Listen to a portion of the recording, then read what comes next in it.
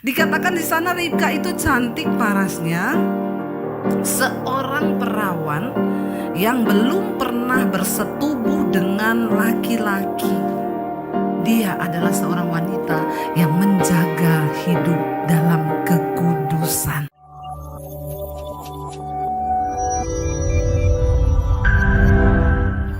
Terima kasih Tuhan, kami tahu semua yang ada dalam hidup kami Tuhanlah yang menjadikan. Karena itu ajar kami hari-hari ini mengerti rencana dan kehendak Tuhan dalam hidup kami. Lewat kebenaran firman-Mu Tuhan. Engkau menegur kami, menasihati kami. Agar hidup kami boleh semakin lebih lagi berkenan di mata Tuhan. Sebagai wanita-wanita kami dituntut menjadi wanita yang kuat di tengah tantangan zaman. Di tengah banyak hal yang begitu luar biasa. Tapi kami percaya hanya firman Tuhan yang sanggup menopang setiap kami. Urapi hamba-Mu yang tidak ada apa-apanya, urapi setiap kami Tuhan. Di dalam nama Yesus, yang percaya Tuhan di tengah kita, memberkati kita, katakan bersama. Amin, amin, amin. Silakan duduk, ibu-ibu yang luar biasa, shalom. Wow ya, penuh ini ya, puji Tuhan. Berarti semakin banyak wanita-wanita yang rindu untuk mengenal kehendak Tuhan. Iya, baik, kita akan sama-sama langsung saja belajar firman Tuhan. Saudara, di dalam Alkitab banyak ya cerita yang sebenarnya ini bapak-bapak juga gak usah keluar biar dengar firman ya.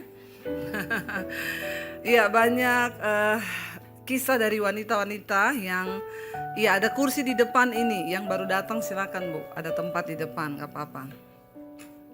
Ada kisah-kisah tentang wanita yang dipakai Tuhan ya di dalam Alkitab. Dan kita semua percaya bahwa di sini Bu ada satu di depan Bu ya.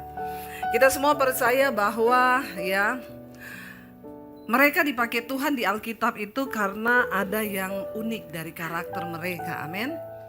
Siapa yang ingin dipakai Tuhan hari-hari ini? Ya, semua pasti pengen ya ibu-ibu ya. Dan untuk bisa menjadi wanita yang dipakai Tuhan tuh ada kriteria. Dan kriterianya tentu sesuai dengan penilaian Tuhan. Nah, kita akan belajar hari ini dari seorang tokoh di Alkitab yang bernama Ribka. Jadi kita tahu bersama Ribka adalah menantunya yang lulus sekolah minggu berapa banyak? Ribka itu siapa? Ya, kita akan baca bersama yuk. Kejadian pasal 24. Ya, makanya ikut mesbah doa ya. Supaya tahu firman Tuhan.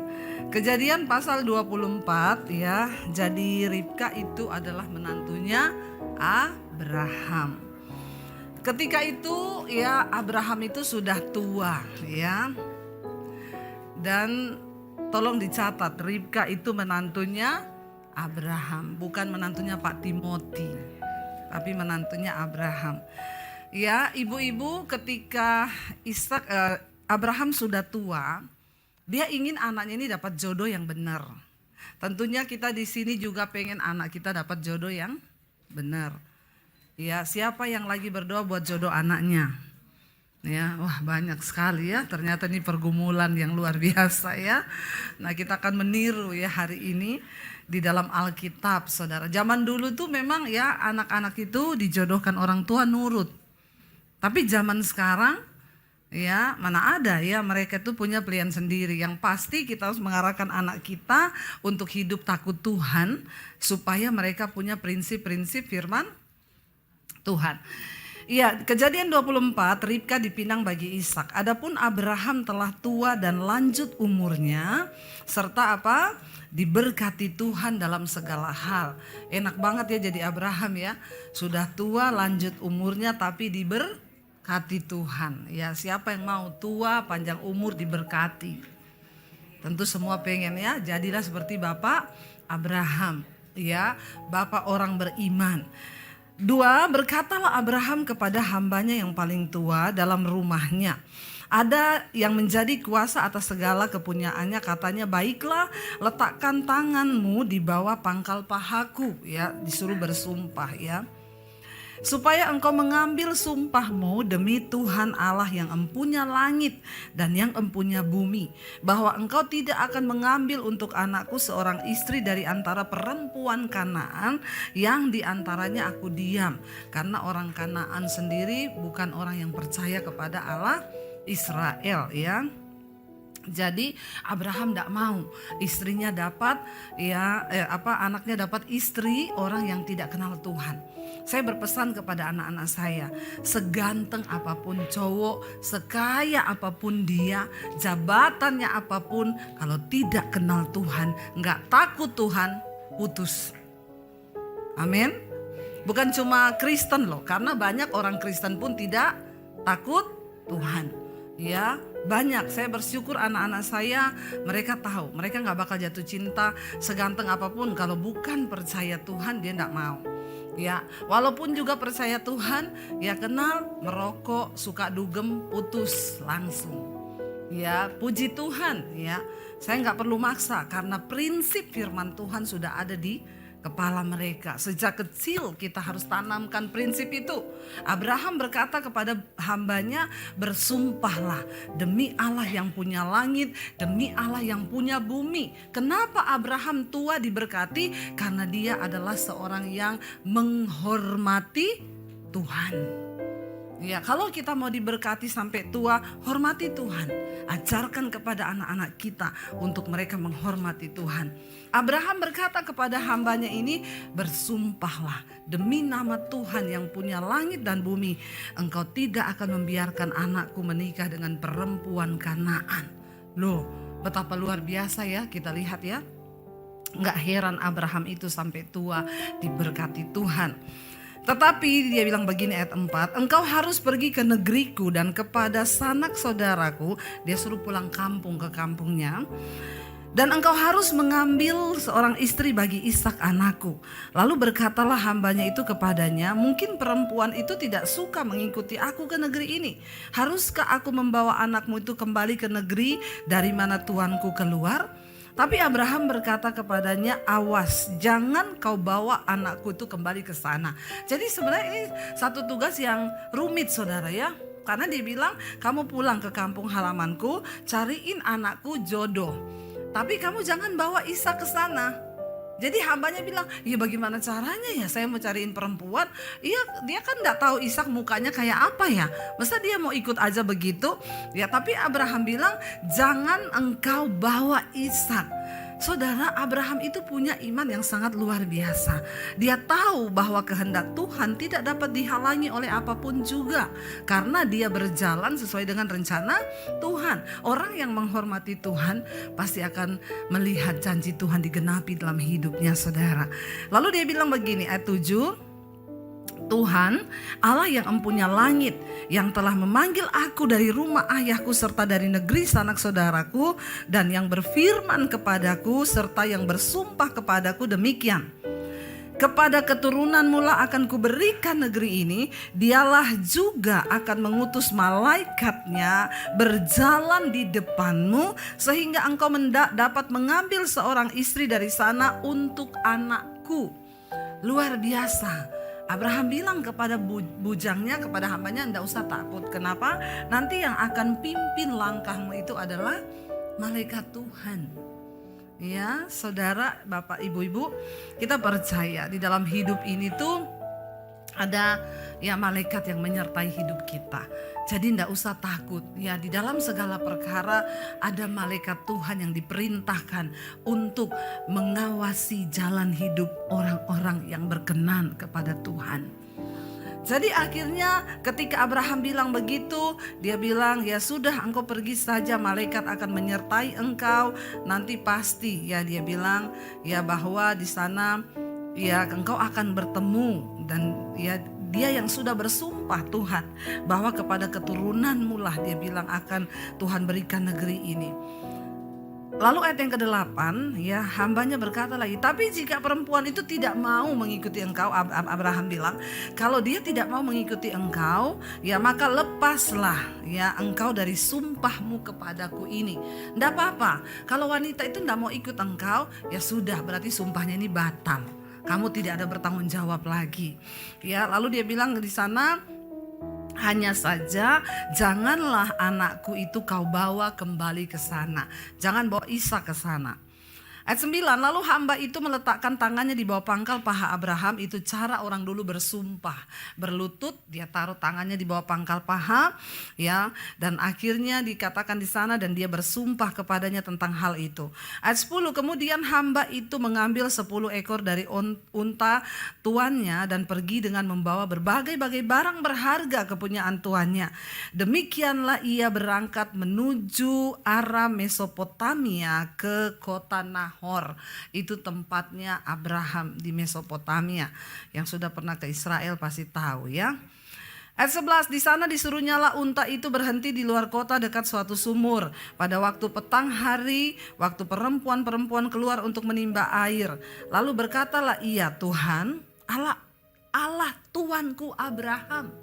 Ya, mungkin hambanya ini tidak mengenal atau tidak percaya pada Allah Israel. Jadi dia berkata, Tuhan, Allah Tuanku Abraham, buatlah kiranya tercapai tujuanku pada hari ini.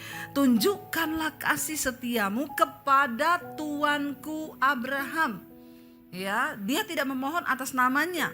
Dia nggak bilang gini, Tuhan tolong aku ya, supaya kalau misi ini memang berhasil, kan lumayan ya.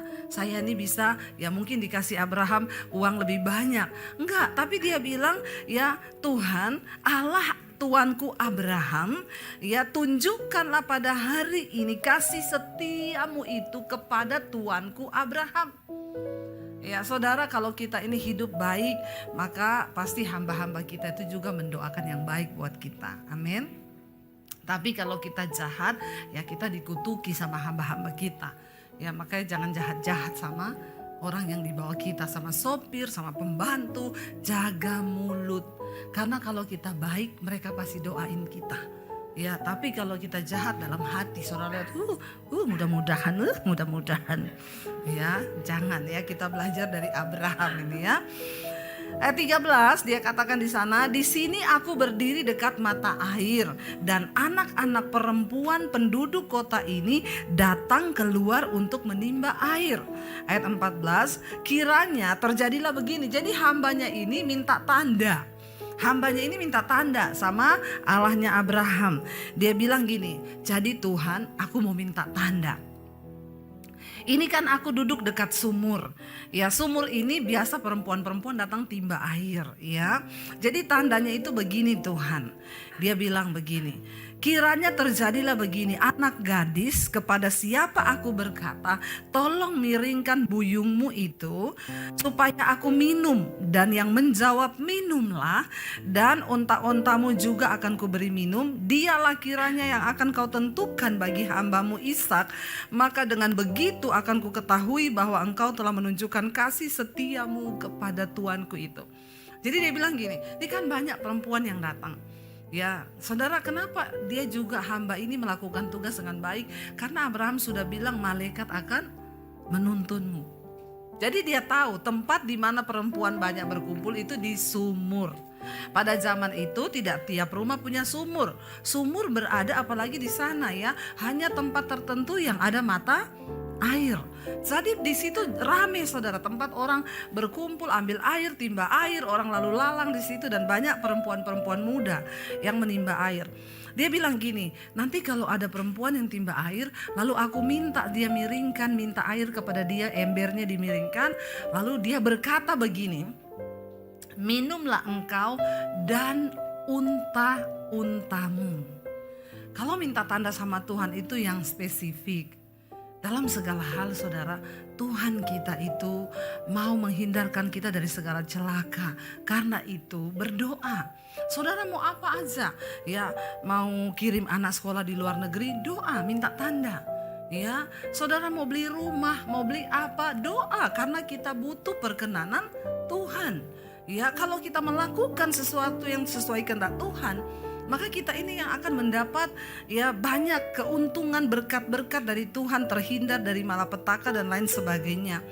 Dia bilang, ya kalau dia berkata begini, minumlah engkau dan onta-ontamu, ya bukan cuma dia. Lalu dikatakan begini saudara, ayat 15. Sebelum ia selesai berkata, maka datanglah siapa? Ribka. Ya, Ribka yang lahir bagi Betuel, anak Betuel, ya anak laki-laki Milka, istri Nahor, saudara Abraham. Buyungnya dibawanya di atas bahunya. Jadi masih kena sanak keluarga. Zaman dulu masih keluarga boleh nikah, ya karena memang orangnya juga masih kurang. Kalau sekarang kayak kurang orang aja ya, dapat keluarga sendiri. Banyak orang lah ya, cari yang lain lah ya. Lalu di sini dikatakan saudara, ayat 16, anak gadis itu sangat cantik parasnya. Kita akan melihat apa spesifikasinya ini Ribka sampai Tuhan itu memilih dia. Dan namanya tercatat di dalam Alkitab. Dikatakan yang pertama sangat cantik parasnya. Saya lihat semua ibu-ibu di sini cantik. Amin. Ya, yang pede dong bilang amin. Ya, cantik itu kan relatif toh. Buat orang saya enggak cantik, tapi bagi suamiku saya yang tercantik. Makanya dia pilih saya, iya toh? Dari banyak orang, setidaknya bagi suami ibu-ibu, ibu-ibulah yang buktinya ibu yang dipilih jadi istrinya, berarti itu sudah tercantik ya. Dia cantik saudara parasnya, tapi hari gini tidak cukup hanya cantik paras. Jangan terus berusaha hanya untuk mencantikkan muka saja.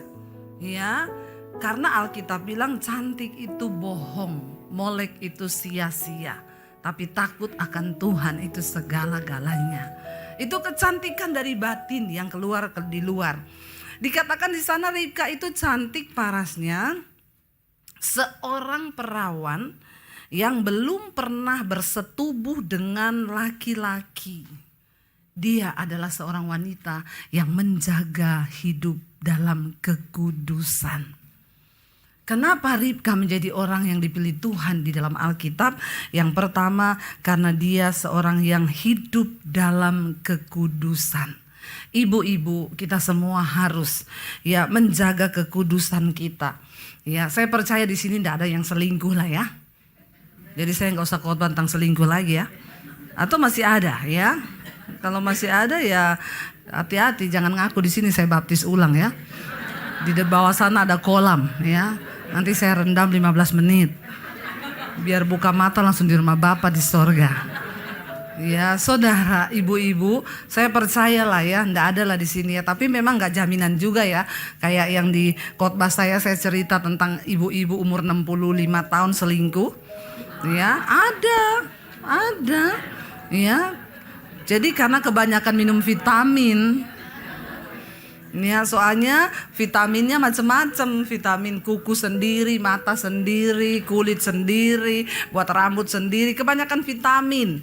Ya, akhirnya selingkuh ya. Masih ada tempat duduk kosong nggak? Itu suruh masuk aja, ada 3 di depan sini. Bisa diambil nih kursinya. Kursinya pemusik juga boleh taruh sini lagi aja, tolong ya Pak. Kasihan tuh ibu-ibu ya. Kita lagi pas membahas perselingkuhan soalnya. Jadi biar banyak yang dengar. Iya, suruh masuk ya. Ini ada kursi di depan ibu-ibu nih, masih ada, boleh diambil ya. Pak, boleh nih ditaruh di situ kursinya. Iya, ya. Jadi enggak apa-apa Bu, nanti ini masih ada kursi. Ya. Saya percaya saudara ya, kenapa Ribka itu dipilih Tuhan di dalam Alkitab?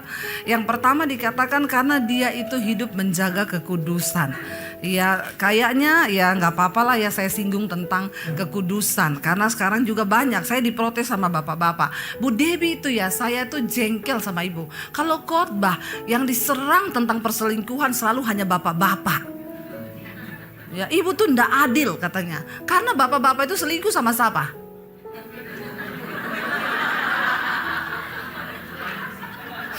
Saya mikir, oh iya ya, betul juga ya. Ya, bapak-bapak selingkuh sama?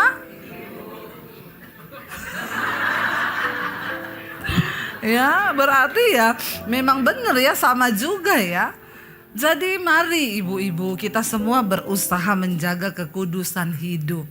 Supaya apa? Kalau kita nih hidup dalam persinahan, selingkuh dan lain sebagainya, maka anak cucu kita yang akan mengalami kutuk.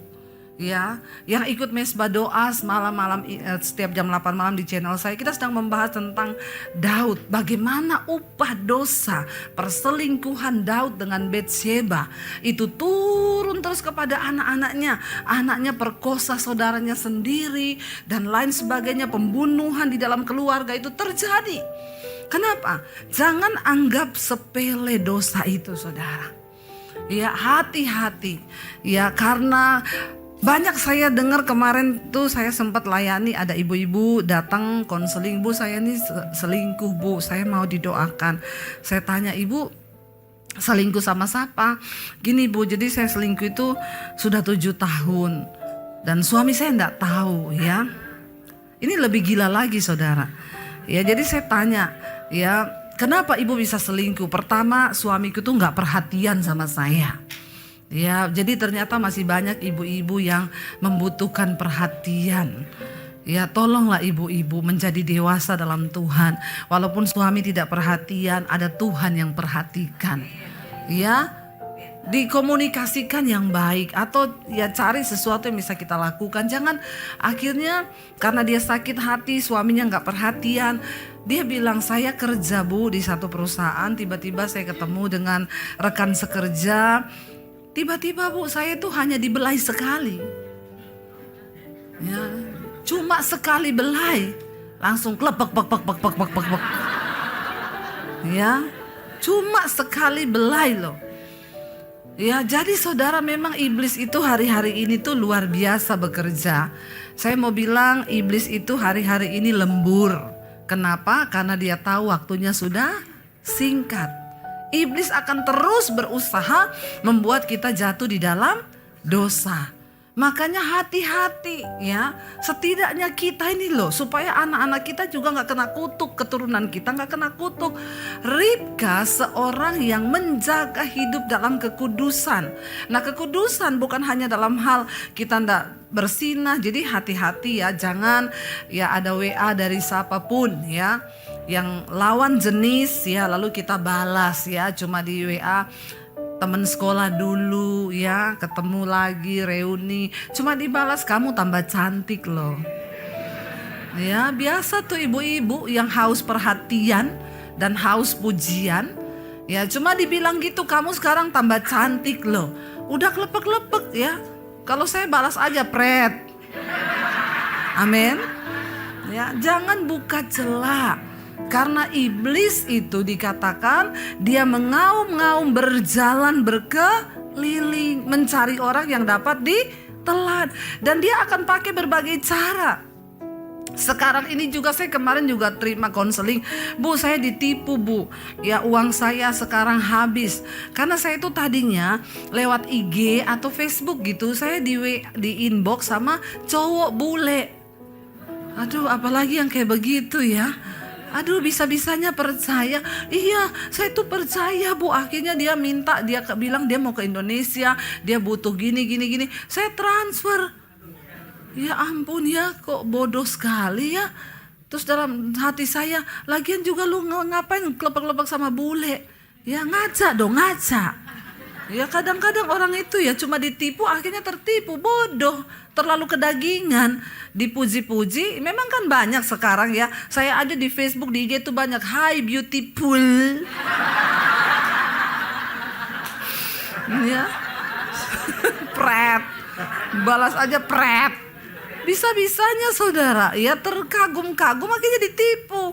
Ya saya bilang itu semua akun palsu, itu enggak ada orangnya, ya. Ngeri loh sekarang, ada ibu-ibu juga konseling sama saya, dapat kenalan di Instagram. Akhirnya bertukar nomor WA. Maaf saudara, mereka masuk lebih dalam, setiap hari telepon-telepon, dia nggak tahu orang ini. Ya, tapi ada suaranya. Lalu saudara, mulai masuk ke mana? Video call, chat-chat porno, bahkan suruh kirim-kirim foto. Padahal orang ini mukanya nggak kelihatan. Saudara, akhir-akhirnya buntutnya apa Bu? Saya diperas. foto saya sekarang dipakai, dia bilang akan dia edarkan, kan video call. Akan dia edarkan, kalau saya nggak transfer 100 juta, maka foto saya akan diedarkan. Udah banyak kasus yang saya tangani seperti itu. Ya bahkan ada yang homo, cowok sama cowok. Ya, dia datang sama saya konseling, saya bilang pertama kali kamu bertobat. Ya bertobat, makanya jangan kegatelan. Bingung saya jadi orang kok kegatelan ya. Tipu-tipu begitu mau saudara, akhirnya buka bagian dada di foto, ya video call. Direkam ada mukanya, ngeri sekarang. Ya memang apalagi kejahatan zaman sekarang, orang sekarang bisa ngedit lagi apa segala macam. Tapi kalau kita nggak melakukan nggak usah takut. Nah masalahnya ada yang memang melakukan. Jadi hati-hati jangan buka celah. Ya jaga kekudusan hidup kita supaya kita menjadi orang yang berkenan di mata Tuhan. Lalu yang berikutnya dikatakan apa? Ini Ribka ini parasnya cantik, seorang perawan belum pernah bersetubuh dengan laki-laki. Ia turun ke mata air itu dan mengisi buyungnya lalu kembali naik. Kemudian berlarilah hamba itu, hambanya Abraham mendapatkan dia serta berkata, tolong beri aku minum air sedikit dari buyungmu. Jawabnya, minumlah Tuan. Maka segeralah diturunkannya lah buyungnya itu ke tangannya serta diberinya dia minum. Selesai memberi hamba itu minum, berkatalah ia, apa yang Ribka katakan? Baiklah untuk unta-untamu juga kutimba air sampai semuanya puas. Itu tanda yang diminta oleh bujangnya Abraham. Ya, dia bilang dia bukan cuma nawari aku minum, tapi juga untanya. Saudara, Ribka yang kedua adalah perempuan yang rajin bekerja. Ya, dia datang timba air. Bukan cuma cantik. Banyak ibu-ibu kalau sudah cantik enggak mau kerja. Tapi di sini semuanya rajin Ya, saya tadi sebelum ke sini beresin kamar, nyapu, ngepel kamar saya, ya baru saya mandi pelayanan ke sini. Kita ini harus tetap bekerja. Ya, saya masih masak bagi anak-anak di rumah, saya masih masak buat suami. Ya, jangan sampai kita jadi perempuan yang malas. Ribka dipilih Tuhan karena dia rajin.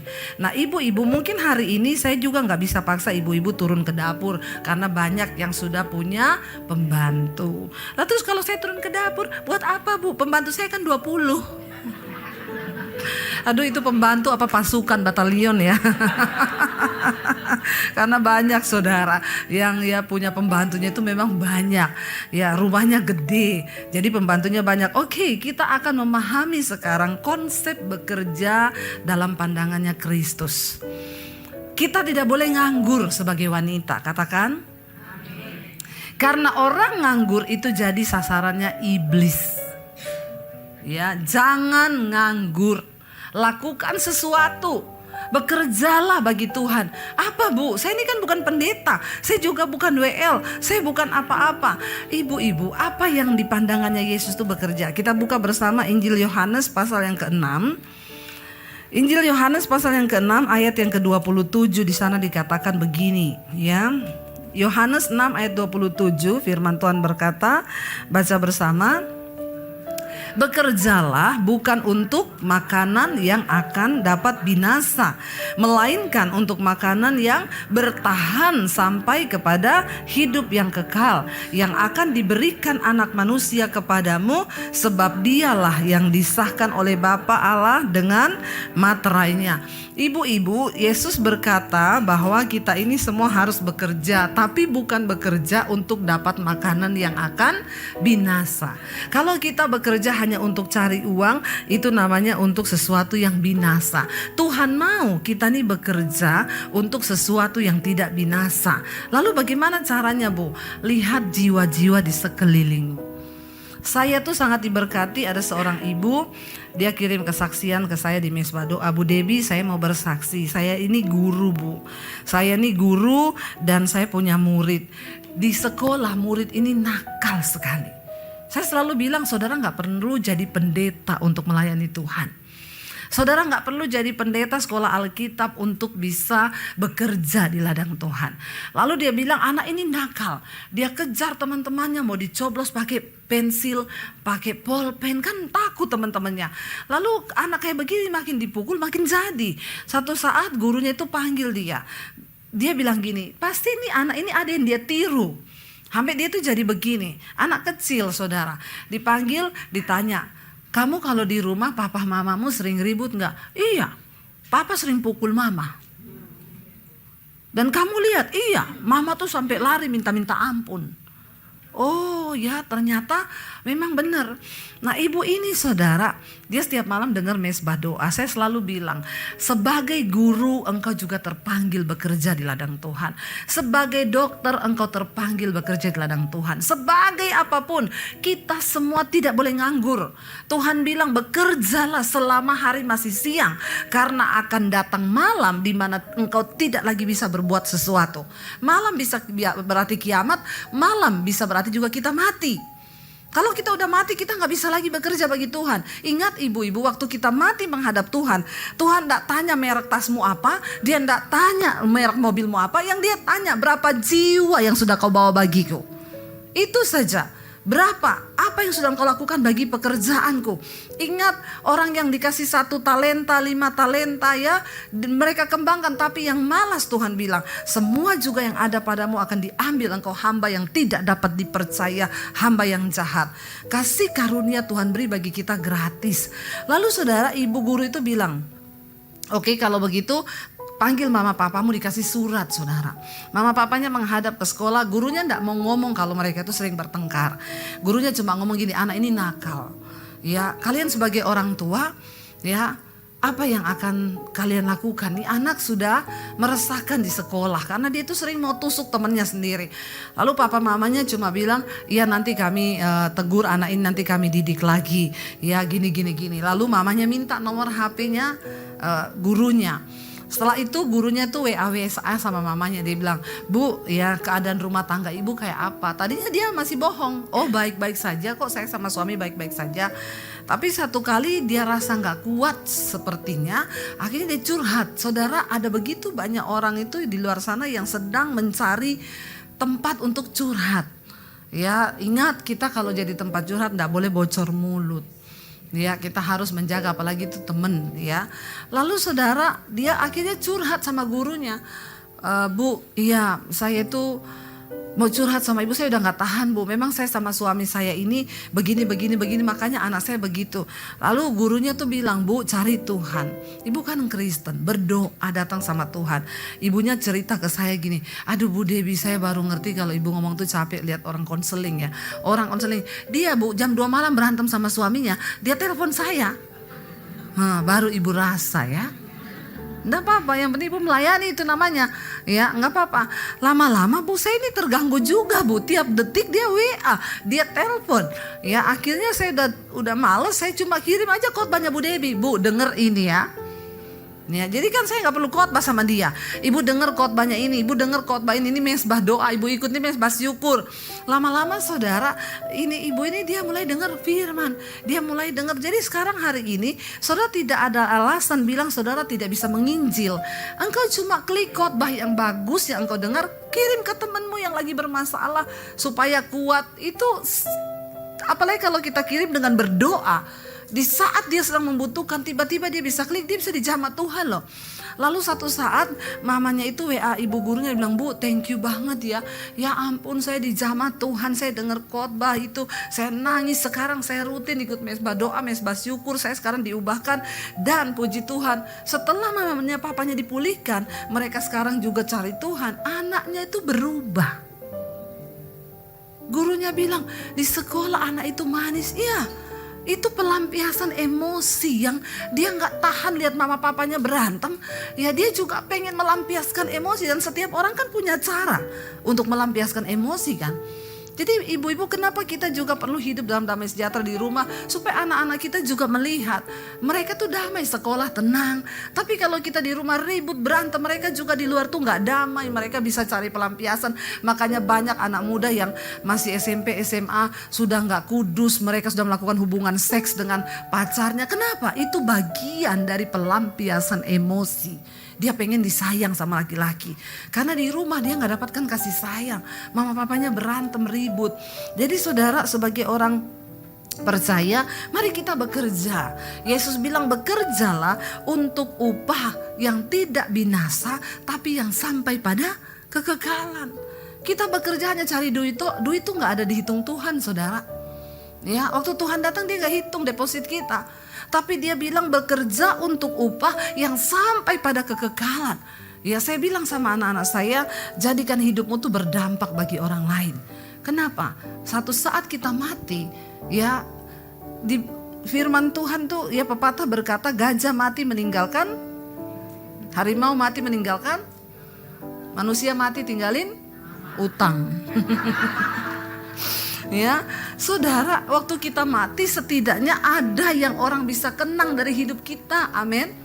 Saya bilang sama anak saya, satu saat kalau mami mati dipanggil Tuhan, khotbah-khotbahnya mami itu masih bisa memberkati banyak orang.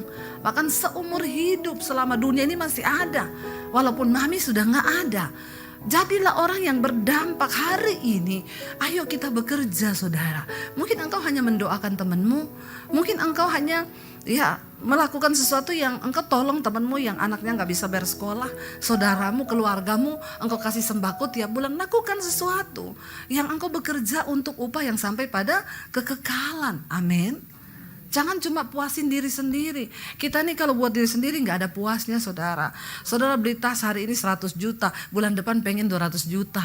Ya, bulan depan lagi. Dan kalau kita ikuti terus, binasalah kita ini. Ya, karena kita nggak pernah menabur, kita nggak pernah melakukan sesuatu yang sesuai perintah Tuhan, habis buat diri sendiri. Ya, dan kita harus mempertanggungjawabkan semuanya di hadapan Tuhan. Ya, jangan terlalu banyak koleksi, nanti mati, saudara, nggak tahu mau dibawa kemana itu. Tapi taburlah uangmu untuk sesuatu yang bernilai kekal, bernilai kekal. Ya, kita bangga kalau bisa nyekolahin anak orang. Amin. Ya, kita bangga, saya tuh bangga loh. Kalau kayak kemarin ada teman saya pendeta dari desa, Dep, terima kasih ya anak saya udah lulus kuliah. Ya, tapi transferan bulanannya jangan stop karena adiknya mau masuk kuliah lagi. Ya puji Tuhan ya, kita bersyukur kan. Nggak seberapa, saudara, mungkin engkau beberapa orang. Coba kalau ada 10-20 orang yang hidupmu itu bisa jadikan anaknya kuliah, ya, ketimbang kita hanya habis-habisin uang kita untuk hal-hal yang ya kita pikir itu bisa kita bikin bahagia atau dinilai orang, kita pakai barang mahal dan lain sebagainya. Ya, ayo kita mau sungguh-sungguh melakukan yang terbaik. Percayalah, saya tuh kalau pakai barang mahal tuh semua karena kasio. Ya, dikasih orang, salah-salah juga nggak dipakai. Ya udah saya pakai untuk pelayanan. Kalau dikasih saya pakai, tapi suruh saya beli kagak. Ya, karena itu lebih berguna. Bagi pendeta-pendeta di desa itu berguna sekali. Saudara, saya melihat ya bagaimana Tuhan itu mempercayakan banyak hal ketika kita ini bisa dipercaya, ya, dan kita dapat berfungsi, berdampak bagi banyak orang. Waktu kita ini mau, ayo, saya menghimbau semua ibu-ibu, bekerjalah untuk upah yang sampai pada kekekalan. Dan yang ketiga, Ribka ini punya hati yang berbelas kasihan. Dia bukan cuma kasih minum, ya, hambanya Abraham, tapi dia bilang unta-untamu juga. Ya, dia belas kasihan sama walaupun binatang, saudara. Dan akhirnya ya tanda itu tergenapi. Mari kita menjadi orang-orang yang penuh dengan belas kasihan. Kalau saudara ingin dipakai Tuhan hari-hari ini, punyalah hati yang berbelas kasihan. Ya, mungkin kita melakukan kebaikan, kita mungkin berkata gini, tapi dia tuh jahat, Bu. Ya, keluarga saya tuh jahat. Ya, saya mau berbuat baik gak mau, saudara. Saya pernah begitu. Ada orang saya berbuat baik, tapi dia tuh jahat. Saya dengar di luar dia cerita-ceritain saya jelek. Satu kali saya bilang, Tuhan stop. Saya gak mau lagi memberkati dia. Saya stop. Tapi Tuhan tegur saya loh. Kamu memberkati dia, berbuat baik pada dia bukan karena dia baik kan? Kalau kamu baik sama dia, kalau dia baik, orang dunia juga seperti itu. Tapi ketika dia jahat, tapi kamu tetap baik, itulah yang dinamakan dengan kasih dari Tuhan. Akhirnya saya bertobat, ya saya tetap nabur lagi sama dia. Walaupun kadang-kadang lihat orang ini, tapi sudahlah, kita belajar taat sama Tuhan aja. Punyalah hati yang berbelas kasihan. Jangan kalah dengan dendam, kepahitan, kekecewaan. Tetap saudara, lakukan sesuatu, punya belas kasihan. Lihat orang yang membutuhkan, kita cepat, ya lihat ini, punya hati Tuhan itu. Ya kan, kenapa? Karena saya percaya hanya orang-orang seperti itulah yang akan melihat penggenapan janji Tuhan dalam hidupnya, sehingga akhirnya Ribka dipilih. Ya, padahal dia belum lihat loh itu tuannya, hambanya Abraham ini kan dikatakan dia membawa sejumlah harta. Ya, tapi kan dia belum lihat itu harta di onta-onta dipikul ya untuk membawa meminang Ribka. Tapi dia berbuat baik sekalipun dia nggak tahu dia akan dapat apa. Dan ternyata akhirnya dia diangkat mantu Abraham, orang yang sangat-sangat kaya. Diberkati Tuhan. Jadi kita lihat di sini ya Bapak Ibu, marilah kita hari-hari ini ya terus dekat dengan Tuhan, melakukan apa yang Tuhan mau, supaya hidup kita ini juga mengalami janji-janji Tuhan. Kita punya anak cucu, mereka harus mengalami janji Tuhan. Bagaimana mereka bisa mengalami janji Tuhan? Dimulai dari kita ini. Ayo berubah, jangan ada kepahitan, jangan ada sakit hati, kekecewaan, buang semua itu. Mari kita hidup, beresin hidup ini. Kenapa? Kita nggak tahu nih matinya ini kapan. Ya, mari kita menghitung hari. Ya, saya tuh setiap kali bangun pagi bersyukur, saya selalu bertanya, ya kadang-kadang saya pikir, saya tuh mati kapan ya, umur berapa ya saya mati ya. Ya, tapi selama Tuhan masih kasih saya hidup, karena sekarang ini banyak orang mati-mati mendadak loh. Ya, nggak apa-apa, nggak sakit, nggak apa, cuma hal-hal sepele mati saudara. Ya tapi ya bukan soal kita takut, tapi mari kita siapkan hidup, siapkan diri kita. Ya supaya kita ini sungguh-sungguh dipersiapkan Tuhan, karena ingat Yesus berkata, bekerjalah selama hari masih siang, akan datang malam kita gak bisa lagi berbuat apa-apa. Biar kita semua mau kuat di dalam Tuhan, saya undang para imam musik bisa maju ke depan. Ya, kita mau sungguh-sungguh saudara ya percaya kepada Tuhan, bahwa biarlah ya hanya janji Tuhan yang terjadi. Kita mau katakan, hidupku menggenapi firman-Mu Tuhan. Biar tanda mujizat Tuhan mengikuti hidup kami, agar kami boleh sungguh-sungguh menjadi wanita-wanita yang dipakai Tuhan untuk menggenapi semua firman Tuhan. Mari bangkit berdiri bersama.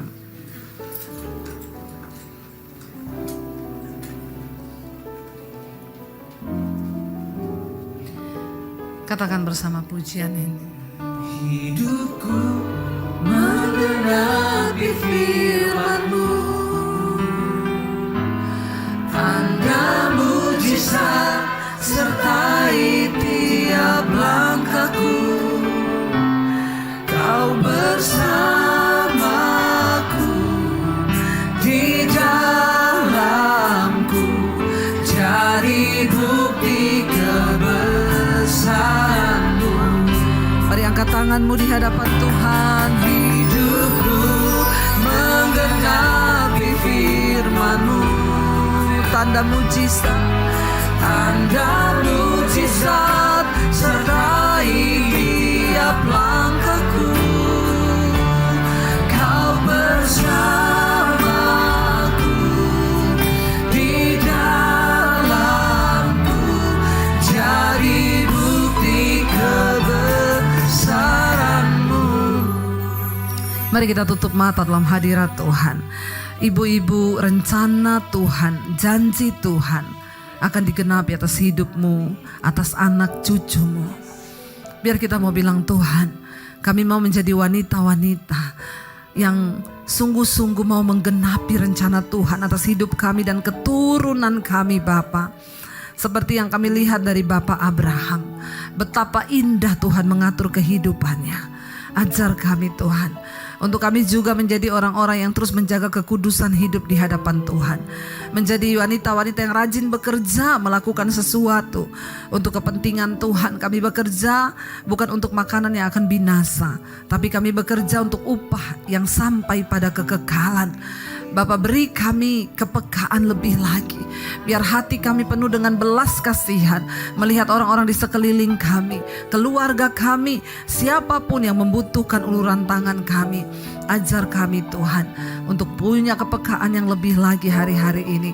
Hamba berdoa untuk setiap wanita-wanitamu. Setiap kami punya persoalan sendiri-sendiri, tapi kami tidak mau fokus kepada masalah kami. Kami mau fokus kepada Tuhan saja. Sebab Engkau Tuhan yang sanggup melakukan jauh lebih banyak dari apa yang kami doakan dan apa yang kami gumulkan.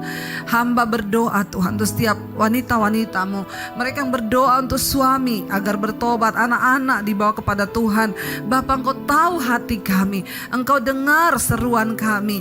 Karena itu hari ini Bapa, beri kami kekuatan, beri kami kepekaan untuk terus memandang kepada Kristus, bekerja untuk upah yang sampai pada kekekalan. Pakai tangan kami, pakai harta kami yang ada di tangan kami untuk kami menabur bagi kekekalan yang jauh ke depan nilainya, bukan hanya untuk hal-hal barang-barang yang fana yang akan binasa Tuhan. Terima kasih Bapa. Genapi setiap janji-Mu dalam hidup kami. Kami pun mau menggenapi itu Tuhan, sebab Engkau sudah berfirman. Terima kasih Bapa, tidak ada perkara yang mustahil bagi Tuhan. Sekali lagi kita angkat tangan kita di hadapan Tuhan. Dengan iman katakan, hidupku menggenapi. Saudara, terima kasih sudah menyaksikan channel saya, dan saya berharap semua khotbah-khotbah saya menjadi berkat. Jangan lupa subscribe channel hanya di Debbie Basjir TV. Ya, bukan yang lain. Catat Debbie Basjir TV. Hanya di Debbie Basjir TV. Jangan lupa like, subscribe, dan bagikan ini kepada teman saudara agar semakin banyak orang diberkati. Tuhan memberkati.